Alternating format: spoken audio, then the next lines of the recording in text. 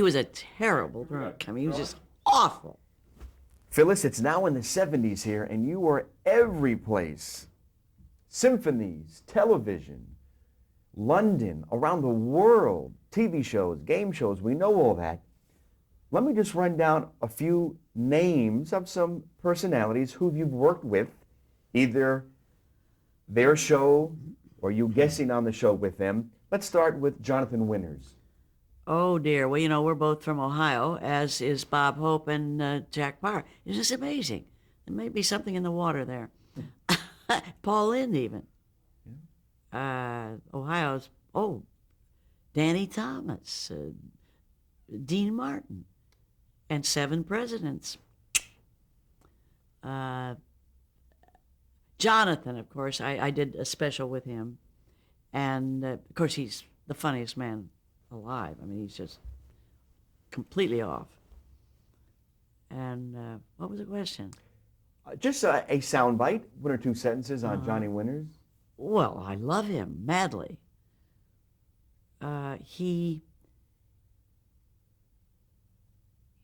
He's so creative. He can do those voices, all those different people, and material just flows out of him. Liberace. He's one who really sort of pushed me into the symphony thing, because he realized that I could play the piano, and we'd play duo piano here in the house. And he loved my cooking. And when we were both working in Las Vegas, I would often have him to dinner and cook. And, he was a major cook, and he had a cookbook out even. And he urged me to do something with the piano. So I put it in the Las Vegas act. I put it in the act, and then eventually got the whole, the symphony thing. I got to tell you how that happened, because it was an accident. A lot of great accidents. Pittsburgh called and got me a direct instead of going through someone. See, if they'd gone through someone, this never could have happened. I never would have had a symphony career. They said, we're calling from the Pittsburgh Symphony. We'd like to have you for a show. Well, I heard Pittsburgh Symphony, and I thought, well, that must mean music. And I said, what fun. I said, well, I'll play some Beethoven and some Bach. And there was this pause. They wanted my act. But they didn't ever say that. They let me just come and play the piano with the symphony. And that was the beginning for me. I just took it from there, and for 10 years, played with all these symphonies all around the country and Canada. But you see how that was an accident? Accidental. Oh, and I love it so, because it would make my mother happy. Mothers are the ones who make pianists. They're the ones who make concert pianists. Do you still play today? Only rarely, because I've switched to painting. I do a lot of painting now. But I wanted to, Liberace. Well, we had this music thing in common. Of course, I loved him madly. Also, he gave The Magic of Believing by Claude Bristol, the book, he gave it total credit for his career, as I do. We both did. We had this in common. In fact, they even had a Liberace edition of the book, white leather with his gold logo on it. The piano with the candelabrum on it. George Burns. That precious man. Oh, I often had him to dinner, and he would sit right here and go on and on and on with his funny old club material, always about Trixie. I didn't realize Trixie meant loose woman. Precious man, the dearest man alive. And I realized that we had a lot in common that never touched. At dinner one night, I realized he only had a salad, soup and a salad, first 2 martinis, soup, salad, and then a cigar. And after lunch every day, he would play bridge. First he went to his office, then he had at the Hillcrest Country Club, he would have lunch and then bridge. 2 martinis, then lunch, then bridge. And of course, I'm a bridge-aholic, cardaholic. I love cards. You also you were in a film with George Burns, The Sunshine Boys. Oh, I was hardly noticed. It was a good scene. He and Walter Matthau were, what a lovely movie. Well, he became a big movie star, Right. you know. How about a funny story, I believe, on Tony Orlando? Oh, let me tell you. Always on the show, there were two arches at the beginning of the show when he introduced the star, whoever was starring that week. And you always just were shown in these two arches, and he stayed in his arch, and you stayed in your arch, and he would introduce you, and that's that. Now, this is where, instead of wearing a fright wig or whatever we got, in that case, I was playing Katharine Hepburn in the African Queen? The African Queen, yes. So, of course, I was wearing a different kind of a wig. Now, I put on my pretty wig. I'm sure to come out in your formal gown, in your pretty wig. Now, the fact that I'm only going to walk out, stand in the thing, because we rehearsed this, okay? When they shot the show and the cameras are rolling, I have not put the wig on securely. He didn't stay in his arch. He comes running over to my arch, bends me over backwards to kiss me, and my wig falls off. When he brings me back up, the horror on his face was real. Here is this woman with a Gertrude Stein crew cut. And of course, the audience is going crazy. And they were all very much embarrassed, and we must shoot it over. And I said, no, we couldn't get a shot like that unless it was for real. Leave it in. People are always trying to shield their ego. You understand? It was Alex Trebek that one time, in introducing me here at an affair, said, the woman seems to have no ego. I was so proud of that. What about working with Rod Serling on the Night Gallery episode? All right, wait to hear this one. Bad Direction. Hmm. Here's Pamela's Voice is the name of the half-hour show. They chose me because of this awful laugh and this strident voice. Now, the first time I laughed, now the whole story was the woman killed his wife because of her noise. That's the whole Pamela's Voice. Now, the first time I'm to laugh in the script, the director said, oh, tone that down, just a little. I can't do a. Now, here's this half-hour show. I'm the star with John Aston. He was playing my husband. The whole show is directed down. If a woman's voice is going to make you kill her, it better be pretty bad, pretty loud. Do you know that I had to go and loop the whole show? That's hard. Your lips have to match what you're looking at on the screen. And of course, it's different when you laugh, like you really laugh. You talk about bad direction. Now, you see, I would never let that happen. Now, I would speak up and say, look, I would try to do it diplomatically and say, explain Pamela's voice and go through it with this guy with the ego. I can see how people get in trouble when they realize something's being done wrong on a set. But I had to go and loop the whole thing. Great fact. Yeah, isn't that something? These things happen in Hollywood, in our business. Phyllis, it's 1976 now. Man, you've been going strong, breaking records. You make an appearance on the first episode, the first week. You're the premier guest. You help set the success of the show in motion. I'll get to it in just a second, because I know you were on the show many times. The Gong Show. Oh, yes. How fun was the Gong Show? What was that experience like with Chuck Barrison and the Crazies? Oh, it was fun. It was a fun show. It was a fun premise and fun. Chuck is a sweet, darling guy, and it was his idea, I suppose. And they went through many hosts. One was Gary Owen. And then they had another one, and then they had a couple. Finally, Chuck took over, and he'd always have this hat right down over his eyes. Funny little guy. But he turned out to be the host, and he was very funny. It was a funny show. And Very you funny. saw and knew the humor in that show. Oh, that was a funny show. Was the show ever scripted at all? No. If you recall? So it was No, just- no script. That's what was funny about it.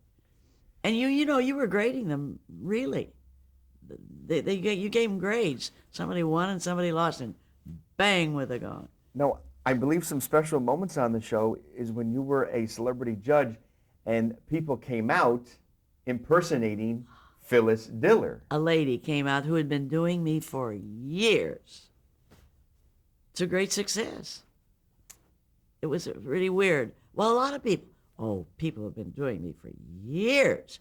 Every gay club in the world has a Phyllis Diller to the records. You know, they play the records and Right. and they all you need is a fright wig and they think of cigarette holder. It's now almost in the 80s. In the 70s, you've done the episode Chips and a couple of Love Boats for Aaron Spelling. Now it's 1980, or we're in the decade of the 80s. And Phyllis, your longevity so far has been from the 50s up until the 80s. What do you think, when other male comics and female comics didn't play Vegas and didn't do TV shows and weren't in demand, here's Phyllis Diller, still in demand in 1980s and 90s like you were in the 60s.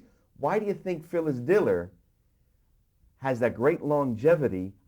I could answer that, but I want you to answer that. When other peers or other special comics aren't seen anymore. I think some of them didn't repair their material constantly, didn't keep it up to date, didn't produce butts in the seat.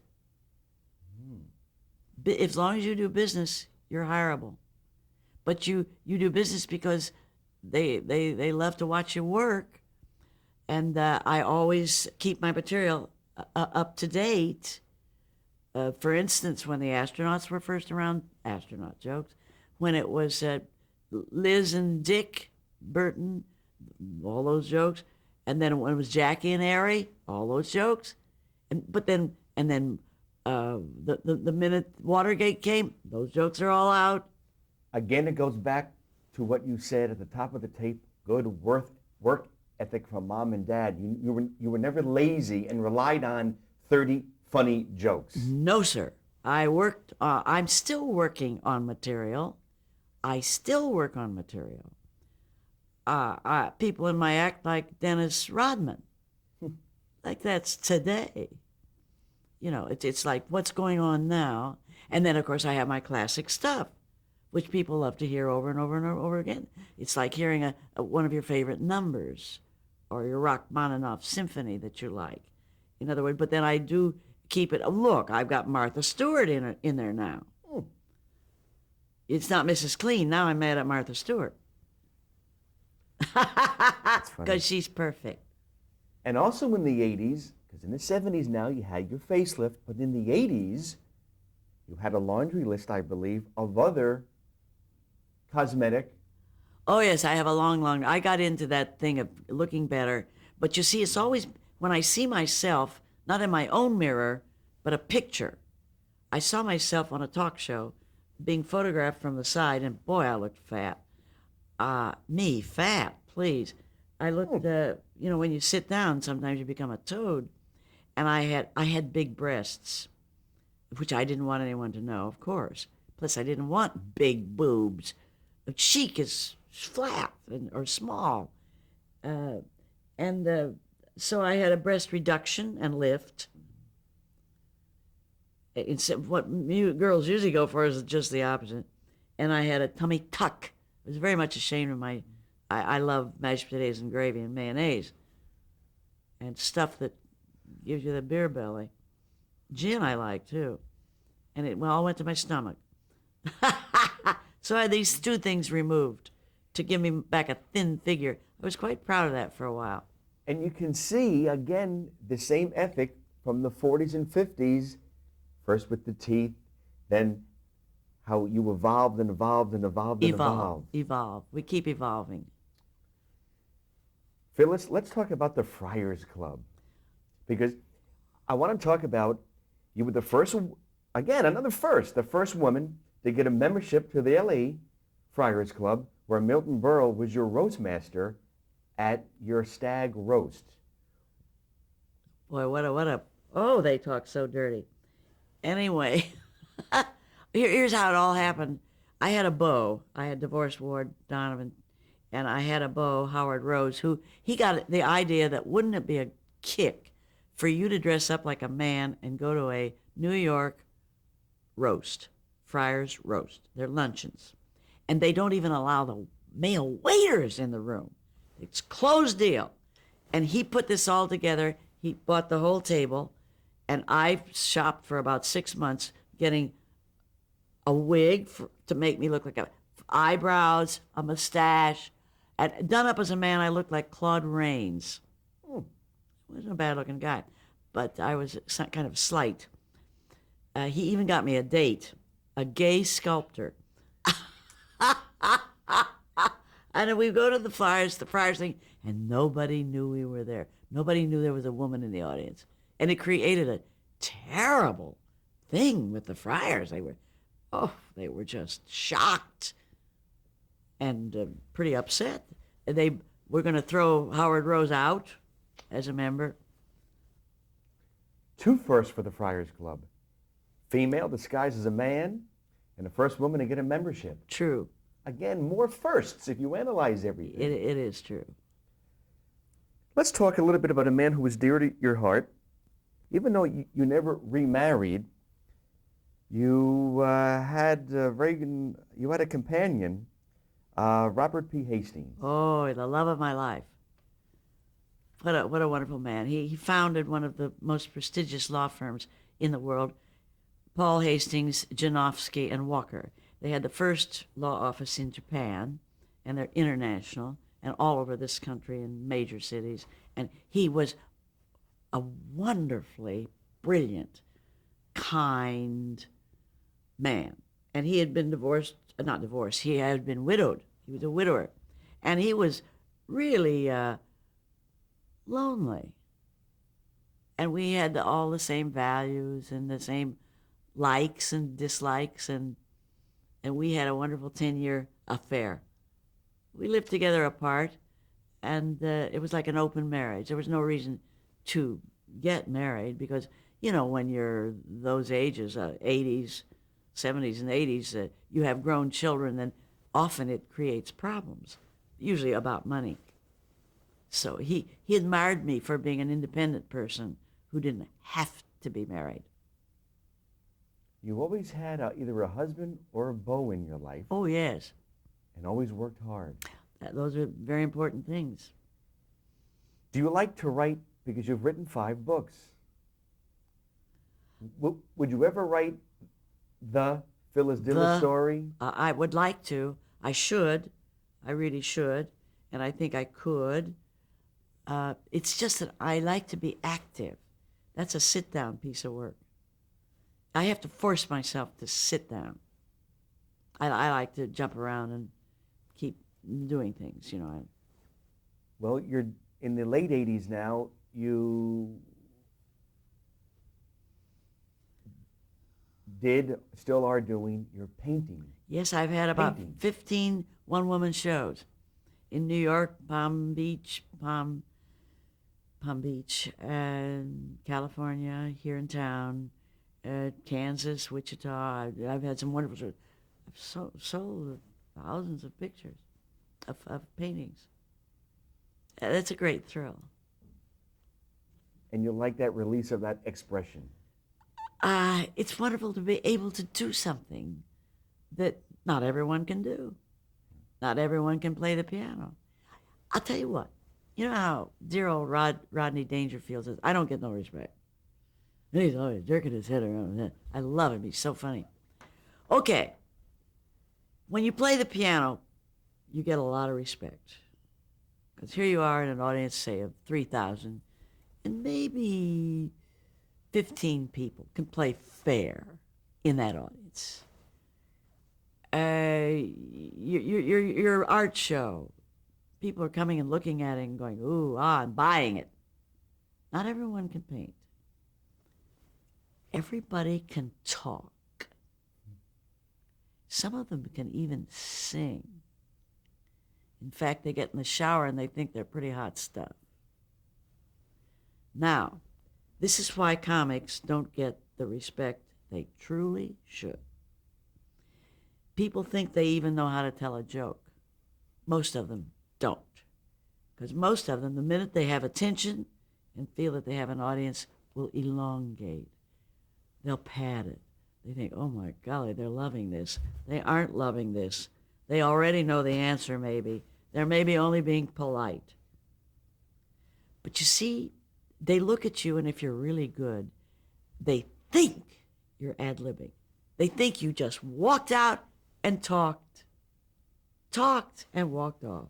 They have no idea that 45 years went into getting the experience, to looking that peaceful and like know what you're doing on stage and holding their attention and making them laugh.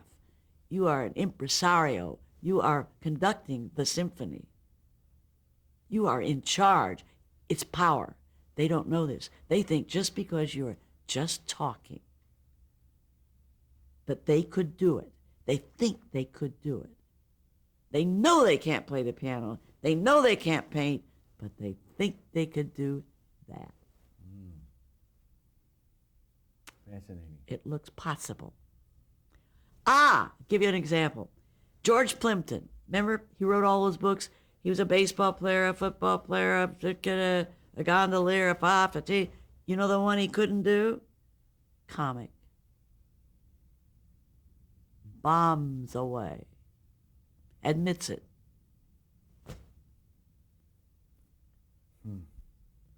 We're into the 90s. 90s. Again, in the 80s, just to sum up the 80s, you were still full speed ahead. Situation comedies, dramatic appearances, game, and all the talk shows, Letterman, Leno, all that stuff. Now we're in the 90s, and guess what? Phyllis Diller is still moving full speed ahead, but doing different things that you really haven't done before. If I said the word to you, animation, Phyllis... But I actually had done many animated films. Okay. So that nobody knows about. One was the what's that thing they do always at Christmas? The Nutcracker. The Nutcracker Prince, full movie. The Mouse Queen, full length. The thing I had done several of these full length animated films. Because of Bug's Life. Biggie. Big hit. Big, wonderful. That was a marvelous, marvelous piece of work. Big hit. Bold and the Beautiful. Oh, yes, I became a regular on The Bold and the Beautiful. A wonderful character. Perfect for me. They came up with just the right thing. Here, I played Gladys Pope, and she is an old broad who's either been retired forcefully, or fired from a Hollywood studio where she has been a makeup artist all her life. Well, she's not about to take that. So she opens her own business called Gladys Pope Makeover Artist. Gladys Pope. And in other words, she's a freelance makeover hairstylist or face makeover. So that's perfect for me. Plus, she's a wild dresser. She wears too much jewelry and talks too much, and she's, one of those ladies. Phyllis, we learned so much from this interview, but let's talk about real serious stuff here. 1999, February. Phyllis Diller suffers a heart attack. No. No. It's different than a heart arrest. Uh-huh.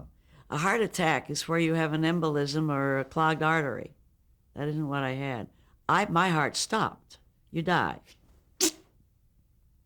Twice. Three. Three times I died. 3 times my heart stopped. And 3 times, because I happened to be in the hospital, somebody did the mouth-to-mouth and that thing where they hit you on the chest and bring you back to life. In other words, code blue 3 times.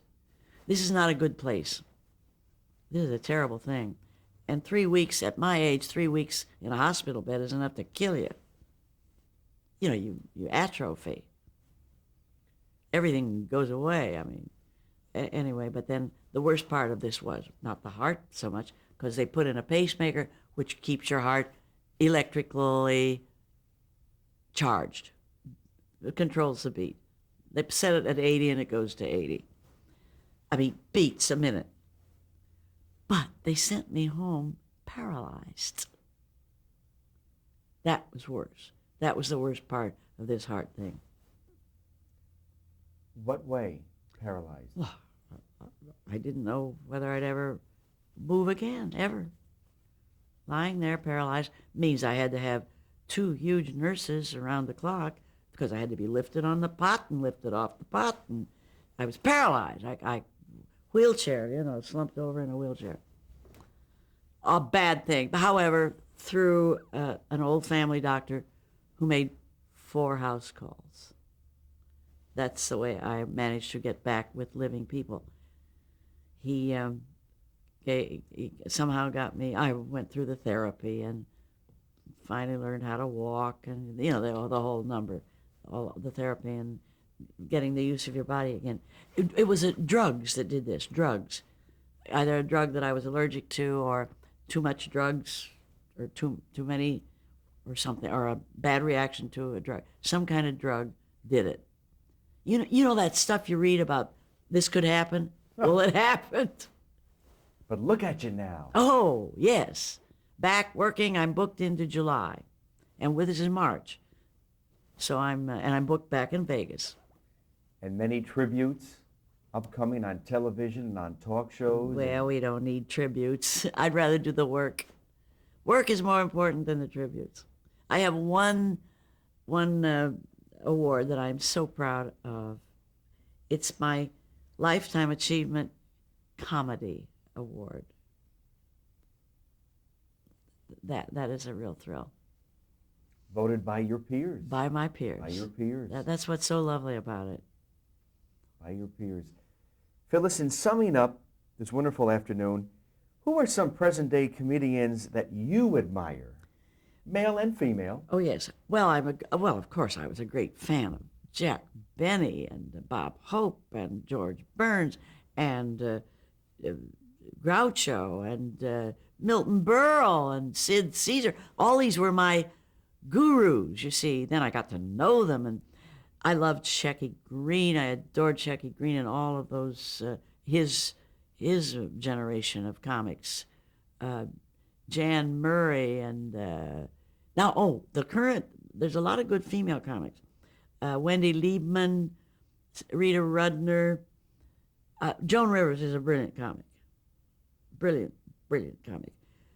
When I listen to her CDs, energy, jokes, real jokes, real laughs, funny attitude, energy. She's hard worker, Phi Beta Kappa. I have nothing but admiration for her.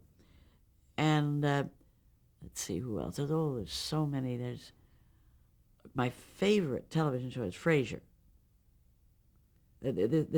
Those 2 fellas are so right in their casting, the psychiatrists and all that wonderful highbrow bantering. It's drawing room comedy, of which I'm a big fan from the old days in the movies. We're just going to sum it up here, and we'll change the tape.